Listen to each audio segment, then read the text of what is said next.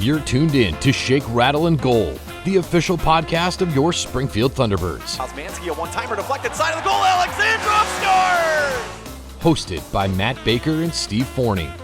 A show that's everything Springfield hockey, with interviews including players, coaches, and staff. The Springfield Indians repeat as the Calder Cup champions.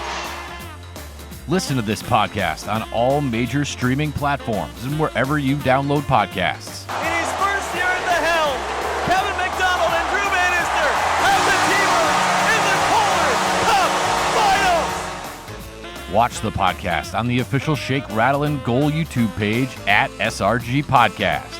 And now, here are your hosts, Matt Baker and Steve Forney. And this episode number 19 of the Shake, Rattle, and Goal podcast is proudly brought to you by our friends at White Lion Brewing, their new location in Amherst, and of course in Tower Square in downtown Springfield, your go-to pregame spot for Thunderbirds games. And now also by our friends at YOLO Healthcare Consulting, bridging the gap for those traversing the healthcare landscape. Alongside Matt Baker, I am Steve Forney. Matt, nice to chat with you again. How are you, sir? I'm doing well. How about you? I am good. I'm good. As we record this, for timing's sake, we usually like those Wednesday releases for our episodes, and we are. It's Monday night, right after MLK night, right after the game, and the post-game autograph session from the team. Yes. And what was a loss to the Wilkes-Barre Scranton Penguins, a kids club day, and I think for those that aren't maybe part of it or don't even have young kids, I don't think they realize how special this is to not just the kids, but I mean, you talk about proud parenting moments. Yeah. And I know, Matt, your kids were heavily involved in all the festivities today. Yeah. This is our second year with my kids being part of the kids club. I can't think of a better thing that I could have gotten my kids involved in as far as being part of the Thunderbird family. Your day starts as on the kids takeover day. You show up early and you go to the breakaway lounge and you get a packet, and inside your packet has your job assignment and a contract.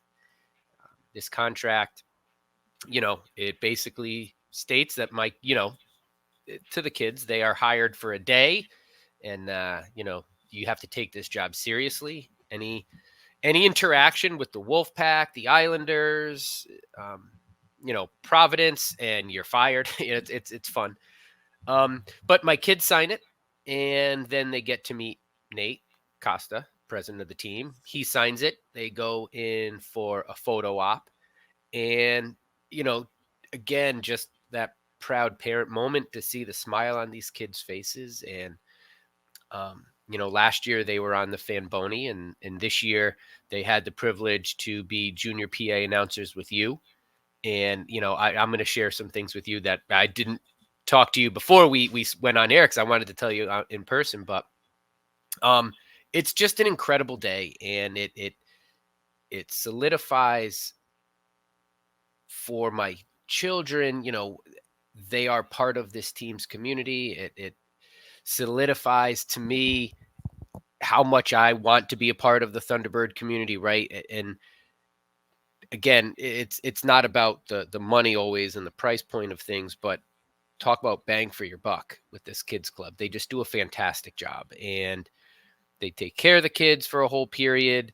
And they love it. I can't say enough about what the front office staff, all of the production team, what they do for these kids. It's incredible. It is. So Tyler and Jake, my two kids, they were the junior PA announcers in the first period. And so you could tell that maybe that first read was that they were a little nervous, but they got into it, and they were pumped. They were excited. And so, after the first period, you bring them up and I'm, boys, how was it? This, and he's like, man, I was working. And he's like, I didn't even see, this is Tyler now, my oldest son. He's like, I didn't even see Gaudette's goal. He's like, I can't believe it. For the first time, I am a fan and I love this team, but I didn't feel like a fan. I was working. And he's like, it was a lot of fun. And they just loved it. And he's like, the negative, he said, he's like, I didn't get to sit. So if it wasn't my turn to read, I would he goes, it was a little tight in that box. So I would kind of just crouch down and kind of, squat a little bit. But talk about being so close there on the ice, sitting in between the penalty boxes, and unfortunately seeing a couple T-birds in there. But it was awesome. And again, we're going to talk a little bit about this. This is kind of like the theme of this show. Of course, we want our team to win. We want the Thunderbirds to, every game should be a win. We get it. Shutout for the goal. All right, we want it all. But win or lose, this was a tough loss today. We'll get into it later in the show. But man, I'm sky high as a dad right now. Just my emotions. And the memories, I believe firmly that it's all about making memories, and it's all about making connections. And the memories and connections that I'm able to make with my kids, my family, along with the Thunderbirds, I can't think of anything in my childhood, and I had a pretty good childhood. I can't think of anything in my childhood that would have come close to that. And I'm just grateful and thankful that I'm able to give my kids these memories and these connections, because it's something special. And again, we want this. We're bummed that they didn't win, but you can't ask. You could not have asked for a better way for my family and many other families today in the Thunderdome to spend their Monday afternoon. Today it was just a great day. Well, that's awesome. I'm happy to hear that. And they seemed pretty pumped to be in there. And then the lucky part for them was that they got to do the first period. So they were down there for warmups, and, they got to see warmups and how all that went. And, me introducing lineups and all that stuff. Like, they got to really see all that as well. Yeah. That was another thing. Tyler and Jake both were impressed at how Joey D, Joe Duzak, likes to try to knock over your cups. Yep. When he comes in and he's like, Dad, it was kind of like scared me a little bit because he kind of skated over and then he threw his back. And I'm like, what's going on? And he's like, it's something Steve does all the time. And then he told me about, there was a little confusion with the starting lineup. They had only, they gave you 41 instead of 43, so you guys fix that. But I'm telling you, my kids were very proud of themselves. They felt they were working today and they loved every minute of it. And that's awesome. I just applaud you. I applaud the front office, the production team. It's not easy. I mean, that is your job.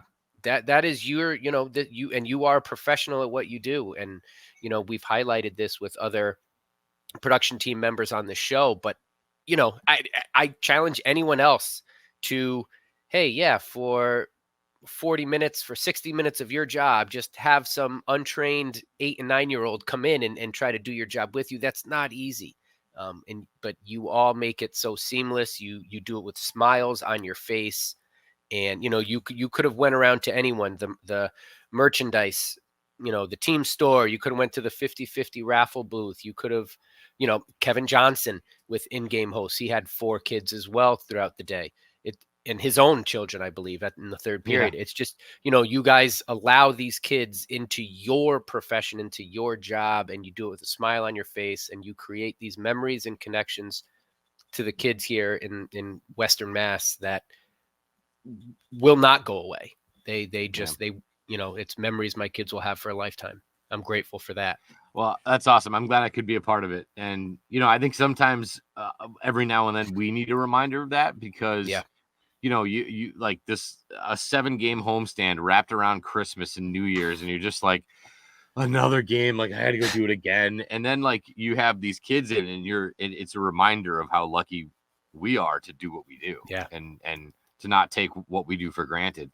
And they got a show, because you're right. For the first time this year, 2 things happened. One, they gave me the wrong starting lineup, and I'm looking it over and I'm like, why are there 4 forwards? Like, I'm like, don't go anywhere. You give me 4 forwards.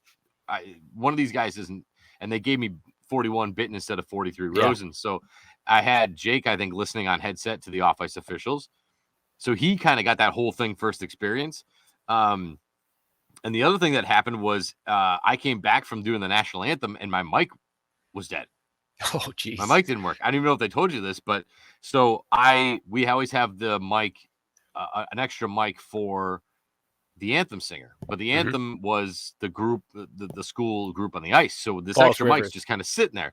Sure. So I'm like on headset, my mic's not working. I'm grabbing the mic with the red stripe in the bottom and blah, blah, blah. So now I'm announcing on this wireless. I'm showing these kids, I'm showing them both how my mic works. Now the mic doesn't work. So now I'm like, all right, now we got this extra mic here. And then, the game's going on. And I look behind and there's like the union IT guy like coming ready to fix everything. And I'm like, well, now what the hell do we do? So so the off-ice official, me and your two boys are now all sitting in the away penalty box so that the IT guy can come in and fix my mic. And I'm just like, guys, I promise this isn't how it normally is, but they definitely got a show today. And I was proud of them. They did a real nice job on the mic and they took it seriously. They asked really good questions. Oh, good. Not just questions about like, what do I say and how do I say it, but like, why do you read the defenseman first and then the forwards and then the goalies? And why do you do it in numerical order? And, why do you have to be in contact with such and such a person? Like just really like interesting behind the scenes questions. Yeah. I think this is great because it really does. It gives kids an experience into what are potential jobs someday. And, when they have the 10:30 a.m. school game in November, I bring my students. I mean, I teach broadcasting at a technical high school, and I bring them, and I'm like, I want you shadowing Kevin and shadowing me and the production team and Luke, and because I want you guys to know what it's really like, and then to turn around and see one of my former students who graduated last year as one of the main photographers for the team, still employed there. That's awesome. You know what I mean? It like that's the best part. Yep. For me. And again, it's the amount of times the team loses, but yet families go home happy. Like, that's the reflection of the encompassing of all things that this team provides. And you're right. It's something that I'm proud to be a part of. And just real quick, I mean, my son today, I said, so when do I have shadows? And they said, well, you're gonna have 2 kids during the first period and 2 kids during the second period. I said, well, we have during the third period. He said, nothing. I was like, well, can I bring my kid down and have him do some announcing? They were like, perks of the business, perks of the job, man. Absolutely. And perfect. And my son got to announce, I think 4 or 5 things in the third period. And that, you talk about a father-son moment that just, I'll never forget. And my wife's like, wait, so you got all these videos of Matt Baker's kids, but you didn't get any video of your own kid? And I'm like, no, because I wanted to, I don't want to watch that moment through a screen. I wanted to be right there with him. And he did great. What I think he had the check of the game, the save of the game.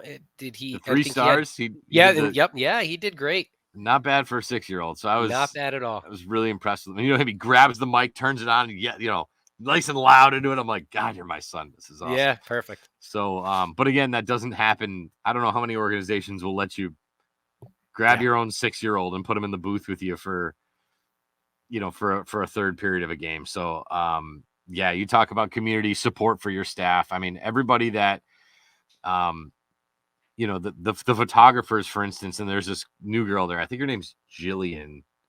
But she's, the more adorable the picture, the more she wants to take it. Yeah. And so I know she got great shots of your boys. She got great shots of me with my son, awesome. And they're not like, oh God, now I have to babysit a bunch of 8-year-olds, like, oh, this is going to be miserable. Like, they don't approach it that way. They're like, yes, I got these little kids. Like, there's 2 ways to treat little, younger kids. You either get excited and you bring yourself down to that age level, or you just get annoyed and roll your eyes. And I don't see any of the annoyed, roll your eyes people in that organization that do this stuff. And, they run the Famboni, and then these kids are just screaming down the hallway after they ride it. And then there's some Thunderbird staff member with a big smile on their face. Like, just, you have to, and I won't go into anything specific. You have to understand it is what it is, and they're kids. And we actually, an unfortunate incident today happened in the third period. The kids, and we happened to be with a group of about 8. There were 4 families with us today that are all in the kids club, and the kids were wicked excited, and they're yelling and screaming for the Thunderbirds. And it might have upset the fans in the row in front of them. And, I don't think she probably handled it in the best of ways, but you're right. I mean, these kids are excited and they're yelling for their team and cheering for their team. And it is great to see every front office staff, hurting Look, and we're both teachers. We know it's hurting cats, especially kids who are excited, but they do it with a smile on their face. And Right. it's not even just hurting cats, you're hurting other people's cats, which could Right. be stressful in and of itself. But every time my kids have ever been invited through the kids club to go onto the ice or as part of their school to sing the national anthem and God Bless America, and you have the Thunderbirds staff taking hordes of kids, down to the ice level and bringing them back up to Ticket HQ. They always do it with a smile on their face, and it And doesn't you go trust them as a unnoticed. parent, like, you trust them. You're Yes, like, "Take my children in this yeah. amongst the sea of 6,000 Hey, people." You're like, it's "Just in the take them." Mass Mutual Center. Where can you go, right? But Right. but like all kidding aside, like they just enjoy their job, and take any. I know there are some front office staff members who listen to the show. It doesn't go unnoticed. It's appreciated, not just by me, by many parents and families that I talk to. And we know that our kids are in great hands, and we know that you allow them to have a good time and to have fun, and not, hey, okay, walk down a line, hand on your hip, finger on your lip. It's no, we know it. You're at a hockey game, you're excited, and you're having a good time, and allow that to happen. They're doing it right. Yeah. Oh, no doubt. And yeah, I can't wait. I think next year we'll try to get my kid into the I don't know if there's an age limit or anything. I don't know why we didn't get him in it this year, but I want him to sort of be a part of that too. Cause I mean, it's hard on my wife. Like, it's, Yeah, yeah, when you're two parents bringing your kids, it's one thing. When you're my poor wife trying to yeah, herd two of them, it's a little trickier, yeah. but no, I just, and I mean, I don't know how many pictures Nate Costa took today with those kids in their contract signings. I wonder if his knees are okay from bending down and smiling with all those kids. But I think This is the first year. I don't know exact what numbers, but I mean, they had two groups of kids clubs. That's how many in years past. It was always just, within one period, you had all the kids' Yep. jobs done. But the program is growing so much that now they have two groups. So I know my kids, by the time we got to the breakaway lounge, there was a line kind of wrapped around the outside. And again, Wow. you talk about the president of the team pregame. He has stuff to do. No, not today. This is what he has to do. And he's not on his phone in between photo ops. Yeah, I actually, he hung out the whole time in the breakaway lounge. I actually, was able to have a conversation with him once all the kids had their contracts signed, and they were starting to take the group A kids to their different jobs. So I kind of just went over and chatted with him for a few minutes, and he didn't rush me along. We had a nice little quick conversation, but again, that stuff starts on top, you can tell. And he takes the time and is devoted to this program and to creating a whole generation of hockey fans, and hopefully Springfield Thunderbird fans, right? My kids will be fans of hockey in Springfield. If they stay in this area when they grow up, they will be bringing their children to these games because of the experiences they have as a kid. Nate gets that. He talked about that when he was on the show. And like I said, I'm just grateful and thankful. And I would urge any listeners out there, if you have children, if you have grandchildren, try to get them in this program. It's fun. And as a parent, win or lose, I get to see my kids and hear them over the speakers, see them on the Jumbotron. It's just great.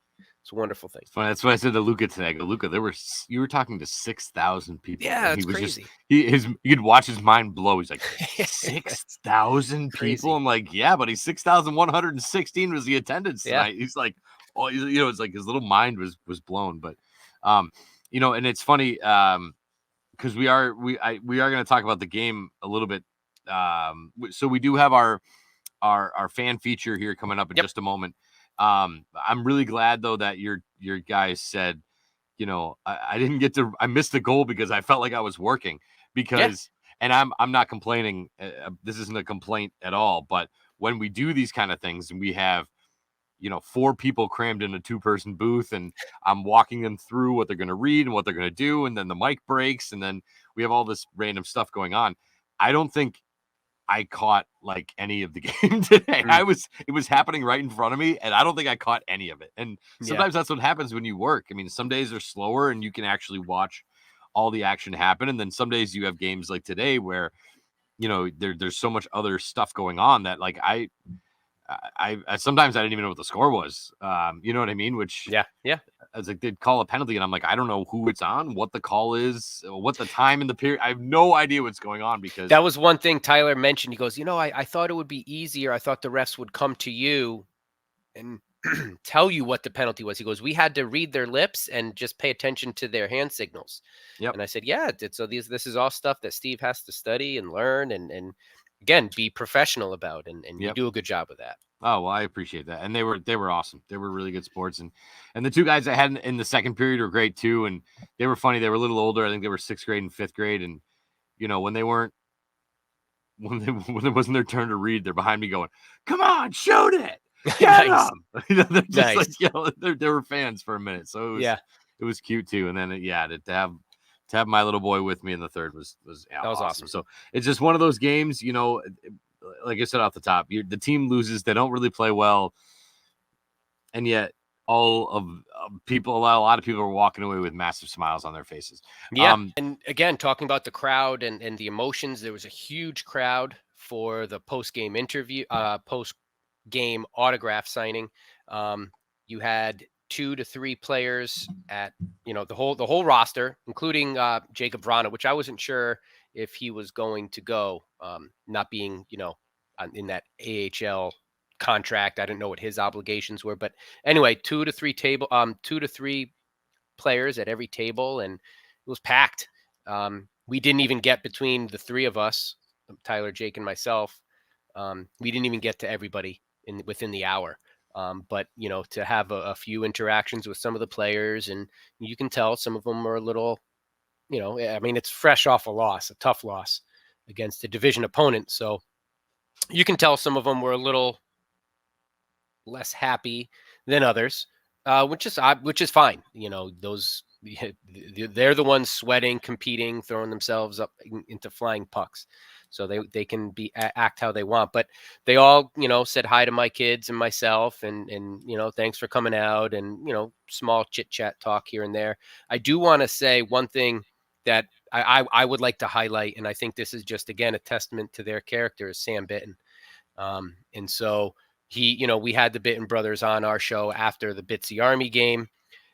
Wonderful, wonderful young gentleman and just true character type people.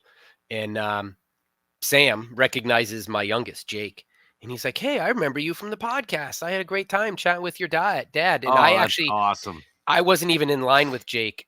Again, we were with 4 different families, so we kind of tried to divide and conquer to get the kids where they wanted to go. So I was with Tyler, so I didn't get a chance to see Sam. But, talk about a moment, again, a proud dad moment where here's my 8-year-old son just has this massive smile on my face. And it's not, hey, Dad, check out these autographs. It's, Dad, Sam remembered me. It just... So, Sam, I know you listen to the show. I hope you're listening today. Thank you for that. That, among many other things, that made Jake's night. Just the fact that, again, it's not, Dad, look at all these autographs. It's, Sam remembered me. He said hi. And so now Jake wants to start to write to Sam. So that's awesome. Well, that's good. Sam Start writing. We'll get it to their mailboxes. That's no problem. But it's just the team, the players. It's a tough loss, but I appreciate, as many other people do, spending an hour with us, the fans. Signing away. It's probably not something anybody wants to do after a tough loss, but we appreciate that effort that you guys go through, and all the front office staff stays too. So they're in the background, they're smiling, they're helping. Yeah, they're always there. Feels like they live there. Yeah, and I do real quick on Sam, and this is less heartwarming, but if anybody caught the sort of hype video before the second period, I did. So I made that last week. Nice. And I put like way too much time and effort into it. But I messaged Luke and I said, any plans you can get a player to just get in front of the green screen and, real loud, like, let's go, like real loud. And within, he texted me within minutes because Sam will do it. Nice. And 20 minutes later, right before they left to go to Syracuse, I get this video of Sam Bitton going, let's go. And of course I put that right in the middle, clip. The music hits. Sam gets everybody fired up. And it's funny. I almost heard like a reaction from the fans behind me. Yeah. wasn't my editing. It was because I put Sam right in the middle of it, getting all fired up. So Sam, he's again willing to do whatever he has to do, and I love that about him. So, yeah, you don't see a lot of fans like us smiling like this after a game like we just went through, but yeah, it's way more to it than what happens on the ice, as strange as that sounds. And speaking of that, our next guest in our fan feature segment really touches on a lot of those things, and it's sort of what makes her, what makes her here and a part of hockey here in Springfield. And we're really excited to have this fan feature segment, and we're even equally as excited to have Patty's Irish Pub, who is here to help us, along with O'Connell's Irish Pub. But Patty's is at 1060 Wilbraham Road in Springfield in the Breckwood Shopping Center, with over 20 local and craft beers on tap, tons of TVs, NFL, MLB, and NHL TV packages. It is one of the few bars here in Western Mass where you could actually watch our former Thunderbirds play in St. Louis. So good time to go if you want to catch a Blues game. Patty's is a proud sponsor of the SRG podcast. We're thrilled to have them as part of our fan feature segment, and make sure that you tell them that your friends at SRG sent you. And I don't know, I haven't gotten out to Patty's yet. Have you had a chance to get to Patty's? I haven't. It's like it's tough. We're dads and stuff. Yeah. Well, look, I haven't been to Patty's in a while, but it is going to. I went to Springfield College. Patty's was a frequent in college, and then even after I graduated college, I was living in Springfield for a few years, and I actually worked at Patty's as a bar back and as a. I wouldn't call myself a bouncer, but I was checking IDs.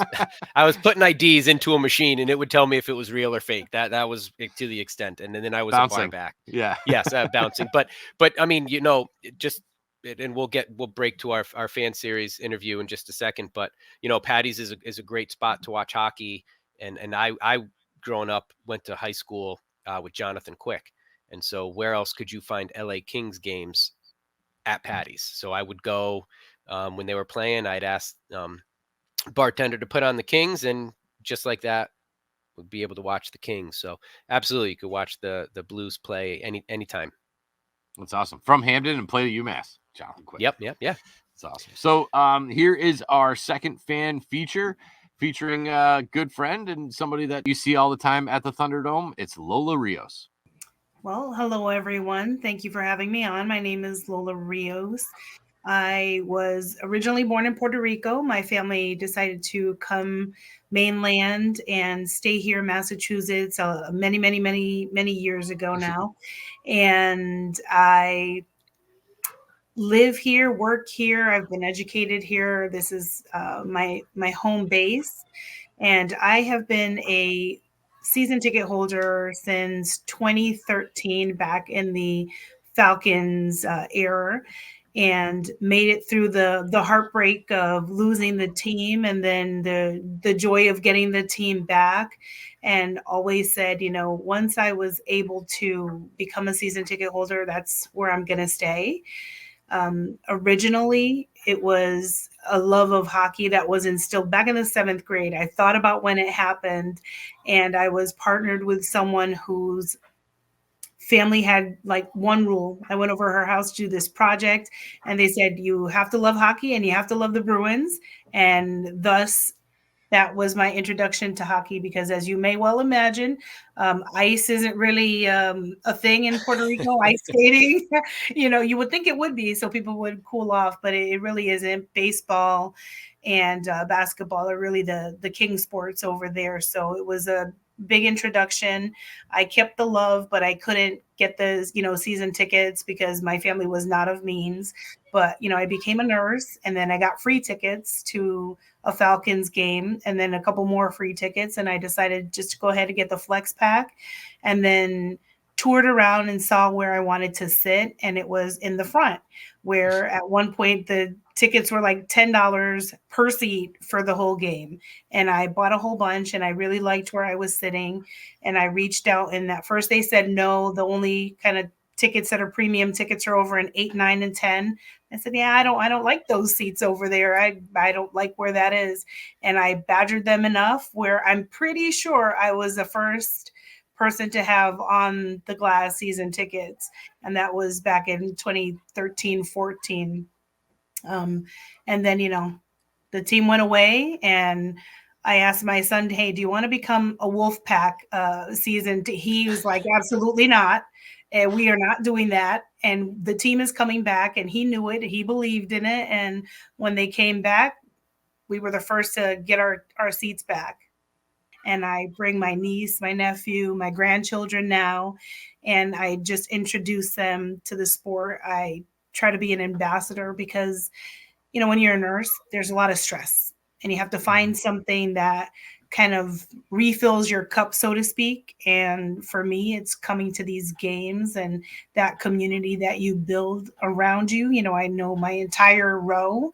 I know the people behind me and some scattered people around. And that to me is really, yes, the product on the ice is amazing, and you want your team to win 100% of the games, 100% of the time, and that's not going to happen. So what do you do in the meantime to keep the momentum and to want you to keep coming back to the games? And that's that one piece that's missing that thankfully, that front office puts into making the game happen, making the night happen, and putting that together so that I can forget those stresses of the world, and I can come to the game and I can have a good time. And then I can go back and, take care of patients and take care of staff members.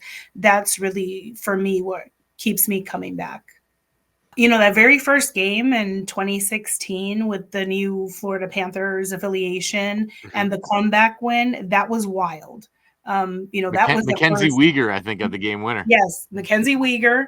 And it was just that comeback and the excitement. That was what we were hoping to see. That's what we wanted. When you stick it out through, and I haven't been a season ticket holder or a fan since the beginning of time, but to have that input and to have that energy and feel that's what we wanted to have back in the city. And that's really important for Springfield, that, sometimes you read some statistics and they're not the best when it comes to the city, but this is something positive that came to the city. And of course, there's the all-star game and, Anthony Greco breaking the record and the fans coming together and putting that picnic on for his family as a fundraiser after the fire that, devastated their home. And off ice, even though he was not a member of the Thunderbirds at the time, I have a nurse friend who's amazing. She's also a firefighter, so she does two duties. And she was a huge fan of his. And I reached out to Angela Circosta, shout out Angela, who's a massive fan. And I said, hey, how could I get a hold of him? She really wants something signed to kind of put in her lady cave. And, it's a big hockey cave, and she has all sorts of pictures and memorabilia. And she said, reach out to him on Instagram. He's pretty responsive. And I asked him, hey, would you mind if I brought a shirt or if I brought a puck, would you sign it for her? She's a huge fan. She's a firefighter, and, his mom's a nurse.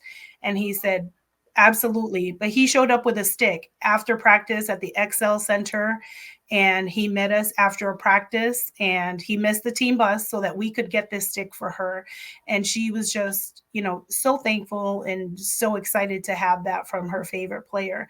And those are the things that, he's not a player anymore on the Thunderbirds team, but he was still willing to reach out for a fan and a nurse and a firefighter. And that to me is who comes to Springfield and who invests time in the community. Of course, there's a teddy bear toss. And, when you see them come to the hospital when they were visiting, they would come and see the patients. And where I was between the ICU and the pediatric ICU, you would see them. And it just brought a different feel. And of course, there's all the things that they do out in the community with the bartending and the meet and greets.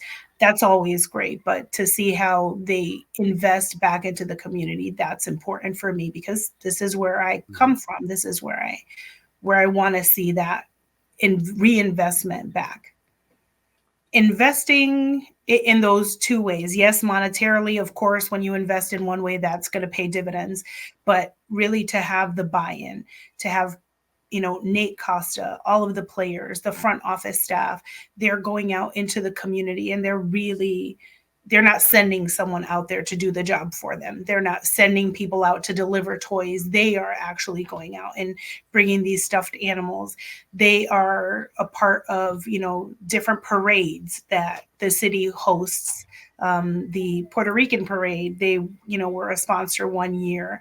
And to see that investment, and you reach out to them for Jack and Jill's, you reach out to them for other fundraisers, and they are absolutely 100% willing and able, and just, here you go. And what else can we help you with? And you don't really, you hear of people and organizations doing that, but you can see it and you can feel it with this organization.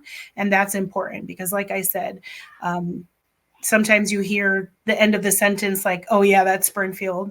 But really it's a close-knit community. It's Western Massachusetts, even parts of Connecticut. People are really wanting to support something that has been positive in the city. Win or lose, they're there. They're helping out. They're doing things, delivering meals during the pandemic. I mean, what companies were doing that? They didn't have a product on the ice here, and they were supporting first responders and, frontliners. And that, if you're going to put that out into the community, that's the support we should be giving back. All right, there goes our friend Lola Rios. We're so glad that she could be a part of this. And for those of you wondering, no, we didn't just get Lola because she's sponsoring our show. Okay, she is all encompassing. She wanted to be a part of the show, but she's also a season ticket holder, and she wanted to sponsor. It's all encompassing. All right, this isn't any goofy nonsense, but. We will tell you that that segment is brought to you by our friends at Patty's Irish Pub, 1060 Wilbraham Road in Springfield, right in the Breckwood Shopping Center. Over 20 local and craft beers on tap. 8 TVs to watch your favorite sports teams and open 365 days a year. Patty's Irish Pub. Make sure you tell them that the boys at SRG sent you.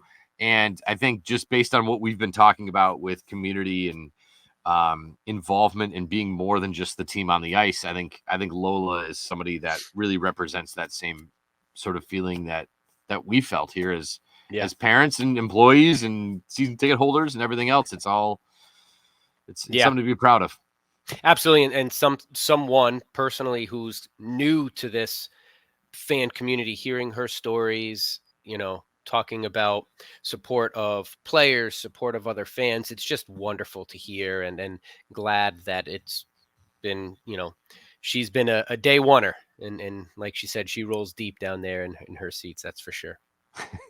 So, I don't want to spend too much time on it. I know that we had a couple of away games. I know everybody doesn't get a chance to watch all the away games, but, started off with a couple of wins on the road trip earlier this year, and then earlier this week, and then it ended with a couple of losses in Utica and then the home game against the Penguins. But, just a little bit of a snapshot with the Thunderbirds getting themselves a win over Bridgeport. Again, another come-from-behind win against Bridgeport, where Bridgeport scored 2 goals in the first 6 minutes of the game. And then they go up to Syracuse, and the Thunderbirds score 2 goals in almost the first 3 minutes. And I think listeners of the podcast, let me know if you heard this before, consistency just seems to be a little off. Oh, I don't even know if there's another word to use, but yeah, I mean, the consistent part is to quickly talk about Bridgeport. They're consistently having to come back against Bridgeport. There's really been, and I don't like to bash other teams. I don't follow Bridgeport. I don't know much about them. I'll just say their standings, let that tell the story. They're not a very good hockey team. The Thunderbirds maybe have had one solid game against them. Everything else seems to be wins in overtime, come from behind victories. That's been consistent. But yeah, and then the Syracuse game, you relying on a hat trick from Adam Gaudette and 53. Yes, I said that correctly. 53 saves from Malcolm Subban. This was one thing we talked about in last week's show when we kind of played GM head coach. One thing that I would like to see, and maybe just a little bit more consistency or consistency with the goalie rotation. Maybe consistency is the wrong word because it has been consistent every other. I think Malcolm needed to get a little bit more play, maybe to help this team defense. They have to figure that out. So he, in his second start, he started against Bridgeport and now Syracuse, 53 saves. And we're not talking just your run of the mill shooting from the perimeter. I mean, he made some highlight reel.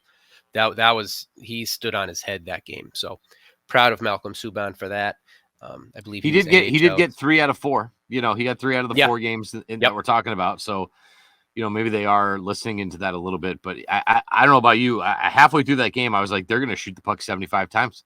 Yeah, like, we're gonna break the record of shots on net. And I know Philip DeRosier a while back, I don't remember what his number was. I feel like it was 61 or 63 saves a couple years ago. But I thought for sure he'd be pushing it just based on what was going on.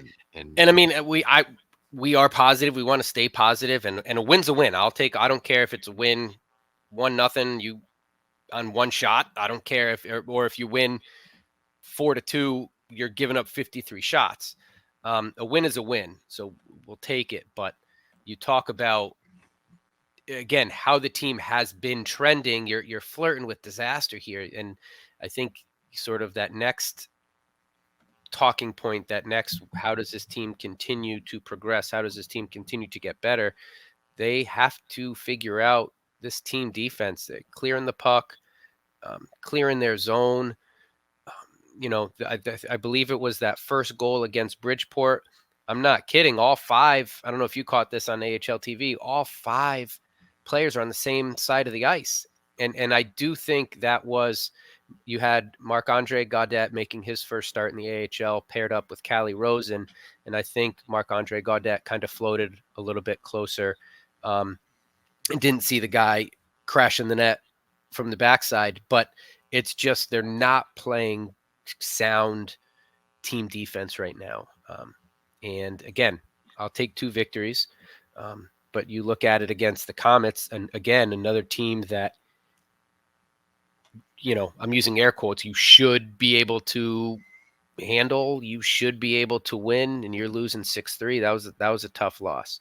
Mm-hmm. You know, I will say, shout out to former New England Junior Falcons player, now referee Chris Rumble, who clearly was listening to the podcast because he's now an AHL official.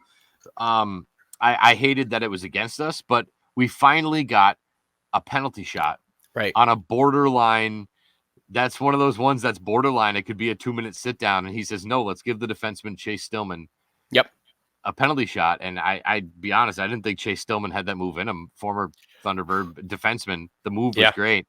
But a part of me was like, thank you. Finally a penalty shot. Yeah. You know, and obviously they scored and that stunk. But like, he's clearly listening. So hello, Chris Rumble. How are you? We're talking about you out here in Western Mass a little bit. But you know, that was just one of those. It's funny, all these things that we talk about, and then it comes up. You know what I mean? Yeah. The penalty shot was something I harped on a lot last week. But you're right, and that seemed like one of those games that got away from him a little bit. And you know, I'll be honest, between all 4 of these teams, Bridgeport, Syracuse, Utica, and Wilkes-Barre, I think Utica is probably the most talented. And I don't mean up and down, but you know, there are some guys Graham Clark is a top-notch, you know, prospect, you know, and Vukojevic and Akia Schmid Arnaud Durando is a guy who used to kill us in Bridgeport, and then he got traded, and guess what he did? Had a goal and an assist and killed us again. So, you know, Schmelzer, I mean, they have a lineup that is, I think, more talented than any team that they played on the stretch, and you can't, you know, you just can't be outshot 13-8 in the second period. I mean, that's the one thing that's so consistent is tonight against Wilkes-Barre, outshot 14-7 in the second period. The game against Utica, outshot 13-8.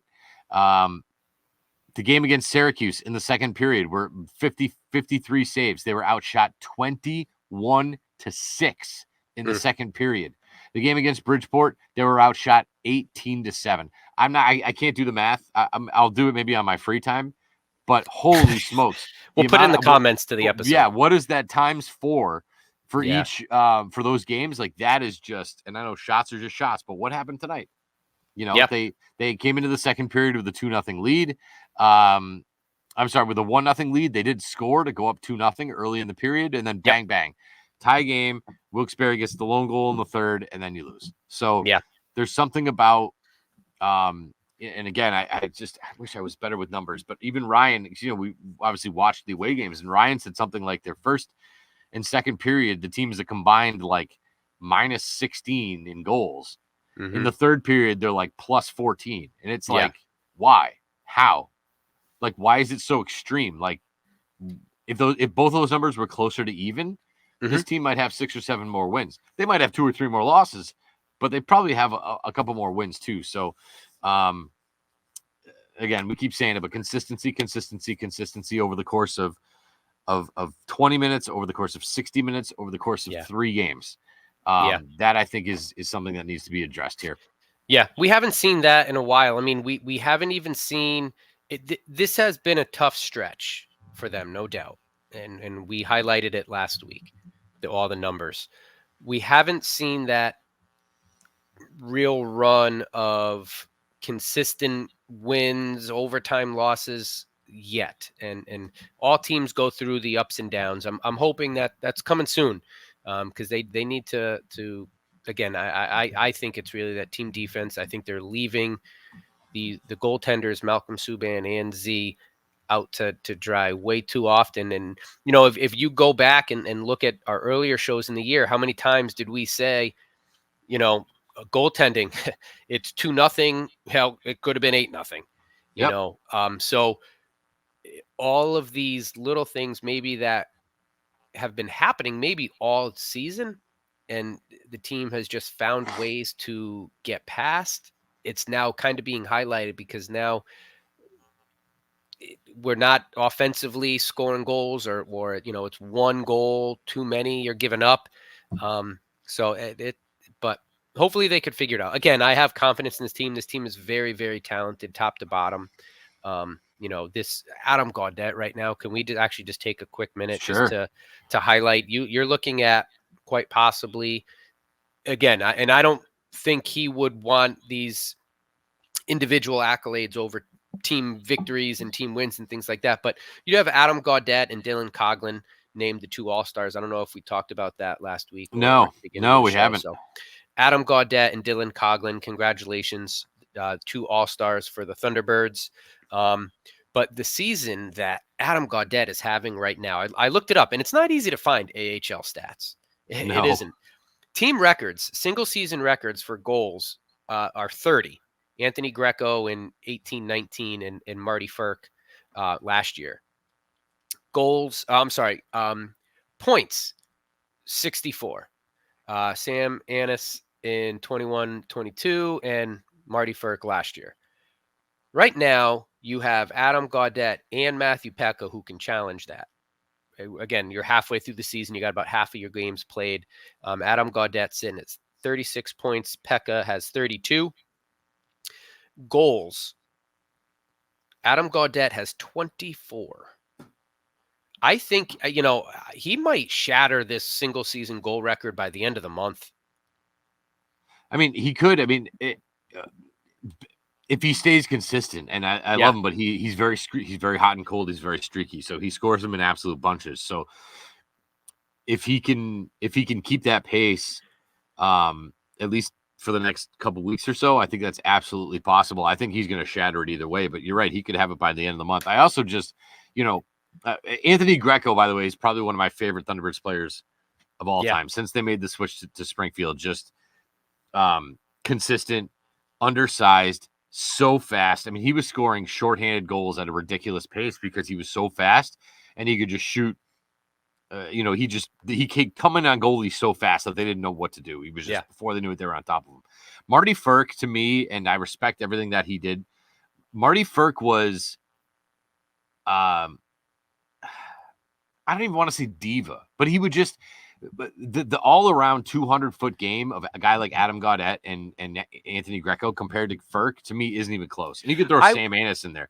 Those guys play a 200-foot game, and Ferk just never did. And I'll take these guys over him. I'm with you on that. And I would even I don't mind calling Ferk, a bit of a one-trick pony almost. Definitely. And if you looked at what he was doing last year, and again, I'm not trying to bash Martin Ferk, but if he wasn't one-timing, off the circle, power plays, coming from the blue line, or one-timing him in the slot, he wasn't scoring. And he didn't play defense. And you even saw that sort of decline as the year went on, where a good chunk of his goals came at the beginning of the season, and then once you started to really have a trend and a book on what Martin Ferk was doing, you're kind of shutting that down. And then I'm rooting for Gaudette, because I agree with you. I think his hustle, his energy, he is streaky. His effort is off the charts. Even when he's not scoring goals, I haven't had a moment where I thought, oh man, did Gaudette even play today? Agreed. I know it's easy to kind of do that. You're on a line with Pekka and Walker for most of the season. You're on top line. You're playing top line minutes. But his effort is always there. His energy level is always there. And he does play defense.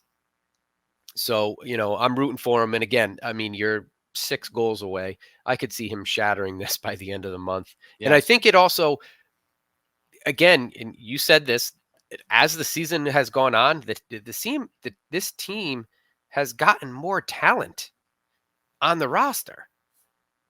They're not playing that way, but with the talent on the roster, I feel like that opens things up for Adam Gaudette and his top line, because now you can't just, you have to match your top defenseman against Vrana and Nicky Alexandrov line.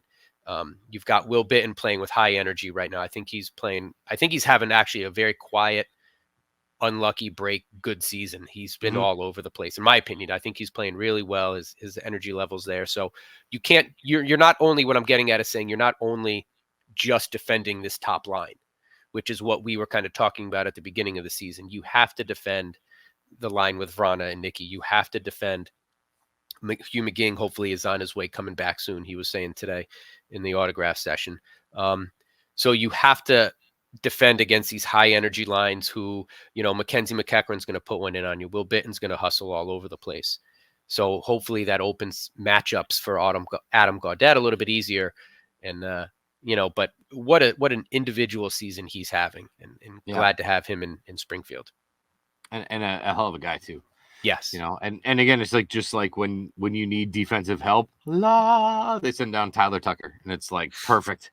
And I didn't, God forbid I saw any of the game today, but it's nice to have that. We talk about a physical presence and somebody on the back end who can shoot and hit and smash. Yeah. He made one mistake early in the first period, but recovered from it. I don't think you saw it, but it was close to a costly turnover early in the first. It might have even been, I think he started, so it might have even been the first shift. Like, it was early. Interesting. But he recovered, and Subban, he got his leg out and made the save. But after that, I thought he played pretty sound defense. And he's going to be a physical presence. So I don't know how long he'll be down here. But while he's here, I'm happy to watch him play. So as we look going forward, and I'm going to go forward and backward. Utica, the previous game, Saturday night, 5:00 start. An upcoming game Saturday at Rochester, 5:00 start. I'm going to have a little talk with Nate Costa. We talk about kids clubs. 5:00 on a Saturday. That is the slot, baby. Yes. 7:00 games. Here's the old man. I can't stay up. It's not about me. It's about the kids. Like, you want the kids to come to games. 5:00 Saturday night games. That is the start. I would love to start pumping out more 5:00 games, because, again, you bring your kids, I'll bring my kids. 7:00's a little bit tougher, and there's a big difference between getting home at 9:30 and getting home at 7:30. It's a big difference. 100%. So even watching them on the couch, I don't know. I'll let, on a Saturday night, I'll let my kids stay up and watch the Thunderbirds. But by the third period, Jake is getting a little restless. Yeah. And I'm kind of like, all right, buddy, I guess you're kind of sitting on my lap, and we're cuddling in for the last, half of the third period. Cause again, they are tired. You're talking some games, 9:30 on the couch. Yeah.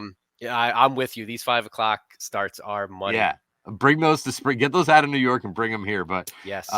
anyway, I'll kindly flood Nate Costa's inbox with, again, like he has any control over it anyway. But I would love to see some 5 o'clock games. So anyway, this coming Saturday, 5:05 against Rochester in Rochester. Of course, you can catch that game on News Radio 560 WHYN. They turn right around, and this is kind of I guess it's closer on the map than I think it is, but they go from Rochester to Wilkes-Barre for a 3:05 game on Sunday. And then the following Wednesday, the 24th, they are at Hershey at 7 o'clock. So I wonder, I'm just curious, Sunday at Wilkes-Barre, Wednesday at Hershey. Do you stay in Philly or do you come home and drive back out? We'll find out. I don't know. I don't know. I'm curious. That's a weird schedule quirk there. Yeah, because look, I mean, they have played Hershey very well this year. 2 losses, both a 1-0 defensive struggle. I think it was 18-19 shots, right? And then you had sort of that offensive explosion, I guess. When you're playing Hershey, you score 3 goals, but a 4-3 loss in overtime. Yeah. I'm sorry, a shootout actually. Yeah, shootout. That was a shootout. Because they dominated that overtime period, if I remember correctly. So since then, it's been shaky. So I will hope that this team, let's get 2 consistent games under our belts. Let the results be what they are, but let's play 2 consistent, well played games on the road heading into that Hershey game. So we have some positive highlights, some positive talking points for next week's episode to get us into that Hershey game, because that's going to be a big one. Agreed. Yeah, big one Wednesday, the 24th at 7 o'clock. And then it's a rarity, but you'll have 2 straight Friday and Saturday at home, both against Charlotte. Friday night, the MGM Springfield Deuces Wild Friday. You get your $2 Coors Lights, $2 hot dogs, $2 sodas from 6 o'clock to the end of the first period with the pregame concert series. That game presented by A Crane Construction. And then on Saturday, presented by M&T Bank against Charlotte, 7 o'clock, Hometown Heroes Night, celebrating and honoring first responders. That's when they bring out the emergency vehicles and stuff during intermission, and they let all the sirens off. And I think they're also doing that. They're doing that stair challenge as well pregame. Yes. Well, you'll be, if you want, you can sign up to climb stairs with the first responders. Talk about another great community event. This team, this organization, they just get it, as do other teams in the AHL. But we're here talking about our beloved Thunderbirds. So yeah. So a big 5 games coming up here between now and next weekend. So hoping for the best. We're talking a week and a half out. I'm curious what the roster looks like. Is Nikki still up? Is Peck and McGing back after being injured? Suzuki injured? Is McEachern up or down? Is Tucker up or down? This is, I think, part of the interest that they're having is that guys are kind of flying all over this roster. And where's Verana? Like you kind of never know. So it'll be an adjustment for them. But despite the outcome, like we said off the top, despite the outcome and despite maybe the last week or so of games, this show is brought to you by a couple of happy dads. It is. I'll be sleeping easy tonight. That's for sure. And of course, this episode is brought to you by our friends at White Lion Brewing in downtown Springfield, in their new location in Amherst on North Pleasant Street. It's the place to go prior to Springfield Thunderbirds games. Parking in downtown Springfield is a bit tricky, so make sure you park in the Tower Square garage. Swing into White Lion, show them your T-Birds tickets, and they'll validate the parking for you. And while you're there, the Boomer Nachos, Seuss Mac and Cheese, the freaking boneless wings are awesome. 20-plus beers on tap. And don't forget, you can find your favorite White Lion beers right in your local liquor store cooler as well. Make sure if you go, you tell them that the guys from SRG Podcast sent you. And by our friends at YOLO Healthcare Consulting. They offer education, training, tutoring, coaching, and mentoring for healthcare professionals and students. Founding owners Yolando Mero and Lola Rios are doctorate-prepared nurses with over 40 years of combined bedside, academic, and leadership nursing experience. They also offer assistance to individuals navigating the healthcare system for long-term care and home care planning needs. I'll tell you, if you don't know what this is about, you're lucky, because eventually somebody's going to get old. Yeah. And when they get old, it gets hard. And as Grandma Forney used to say, don't get old. So, founded right here in Western Mass, YOLO Healthcare Consulting are the ones to contact to help you bridge the gap. If you're traversing the healthcare landscape, whether for you or if it's for a loved one, you can reach out to them anytime at yolo.healthcareconsulting@gmail.com, or you can give them a call at 413-627-0609. That's 413-627-0609. Tell them that the guys from SRG sent you. So again, happy to have them, appreciate them, and White Lion and Patty's and O'Connell's. And like you said, we got a good thing going on here. People are really starting to catch on, and I appreciate the Thunderbirds for playing our little promo video before games. Thank you guys. Appreciate that, Luke. But we're having a lot of fun, Matt. I don't know about you, but I'm loving a long day, but I'm having a blast. I could go for another hour. Yeah, I don't know if I can go another hour, maybe another 20 minutes. It is a school night. It's a school night for me. But no, look, thank you, Lola Rios, for being our guest this week. Thank you, the fans, for listening and supporting. Continue to like and share. And thank you, Thunderbirds front office and production team, for just a wonderful, wonderful day at the Thunderdome. And as always, let's go, T-Birds.